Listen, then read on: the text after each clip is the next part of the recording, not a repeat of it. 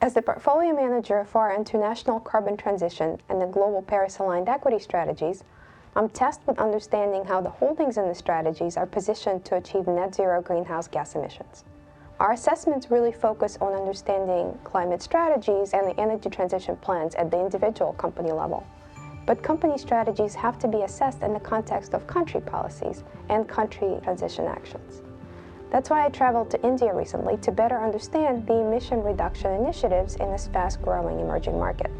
India's GDP, its middle class, its per capita energy consumption have all been growing rapidly, but its per capita GDP is still significantly below global average, and energy consumption per capita is still just 10% that of the US.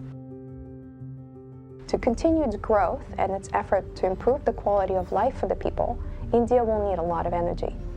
The International Energy Agency predicts that India will represent the largest source of energy demand growth through 2040.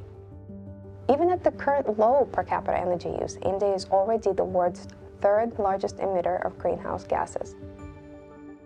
India has set ambitious goals for renewables energy adoption, including a 2030 goal of 500 gigawatt of non-fossil energy capacity, with 50% of power capacity coming from renewables. This is a milepost towards India's 2017 net zero emission target.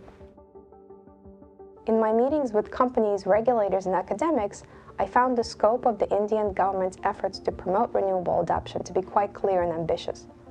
One of the challenges of adding renewables in any country is the required investment into the energy transition and distribution. Given that multiple distribution companies in India are in poor financial health, addressing these transition and distribution constraints is particularly important. Energy transition is a polarizing issue in the US, increasingly in the EU, so it was interesting to hear that the country's energy transition plan in India is not politicized in the same way. During the many meetings on my trip, none of the companies thought that there would be a U-turn in climate policies, depending on the outcome of India's general election in 2024. The Made in India policy and production-linked incentives seek to encourage domestic development of integrated wind and solar production. I think that the current administration policy of cultivating national champions should make it easier for India to make progress on renewable adoption because it gives government better ability to direct company actions. Despite these promising signs, India does face headwinds on its pathway to net zero emissions. Coal still is and will continue to be deeply entrenched as a key source of energy. Currently, coal powers 75% of electricity generation. As renewable energy sources such as solar and wind become a larger part of the energy mix, it becomes increasingly difficult to stabilize their intermittent nature. This can be achieved through the use of storage solutions like pumped hydro, battery systems, and hydrogen, but storage costs still need to decline significantly in order to keep renewables plus storage competitive with coal.